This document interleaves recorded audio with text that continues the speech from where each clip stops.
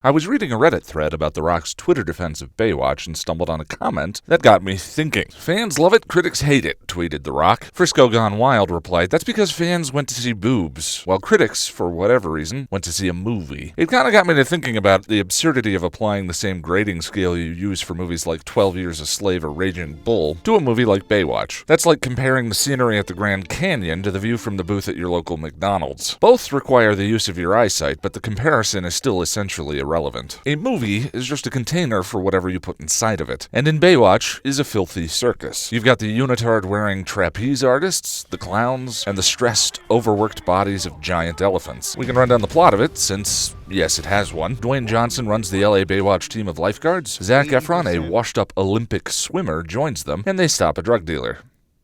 That's pretty much it. The movie tries very hard to pay homage to its source material with cameos and inside jokes, but I think it misunderstands exactly what its source material was. Baywatch is based on the television show starring David Hasselhoff that I caught the endings of from time to time as it aired in front of episodes of Star Trek The Next Generation. The show was famous for two things: slow-motion jiggle and untold levels of camp. Given the thing most people find memorable about it, it would be easy to overlook the fact that Baywatch was actually a family show. Simple moral tales and ocean adventure, plus Pam Anderson. But now, thanks to Deadpool having made $500 million in less than 2.5 weeks, studios have realized they don't have to cater their films to teenagers in order to make a profit. But there's a difference between a movie earning an R rating because that's the way those characters living that life would talk, the rock and roll lifestyle being lived by Jonah Hill and Russell Brand in Get 'Em to the Greek, for instance, versus characters dropping dozens of casual F-bombs because the screenwriters were told that R-rated comedies are hot right now.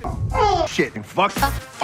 Which is more the approach here. And boy, is Baywatch a hard R. For instance, there's a protracted bit that involves a corpse's flaccid penis, which is unflinchingly left on screen for a good amount of time. But the thing is, if that sounds horrifying to you, totally out of context, you should know I did laugh. More than a few times at this movie. Despite the issues I've mentioned so far, the movie bends over backwards to be entertaining, and succeeds for a time. The Rock has a smile that could end the next ice age, and he and Zac Efron have some great chemistry together. Efron's character Brody is intended to be the heart of the movie, as he tries to come to grips with having blown his Olympic success. And his banter and Johnson measuring contests with The Rock make for some fun, silly vaudeville. Then the movie gets confused and seems to believe we need some kind of closure on the drug plot, shifting into a tedious and unfunny caper section for the last half hour that had me yawning. When it ends, all of the character conflicts have magically resolved themselves. Well, both of them. Brody has come to terms with his mistakes and found a new home with the Baywatch team, and the schlubby, awkward guy with the crush has gotten the absurdly attractive blonde lifeguard who was previously oblivious to him. So, should you pay to go see this movie? Yeah, no, probably not. But if it's late one night, you're a couple of glasses of red in, and happen to find it on HBO, you could do worse. I've read some reviews here and there criticizing Baywatch's action scenes or overuse of green screen. I interpreted those as homage to the campiness of the original show, but again, I feel like those kinds of critiques miss the point. This is a movie that begins with a low-angle shot of The Rock rising from the water, while behind him the flaming title Baywatch towers and dolphins leap from the ocean and spin in the air.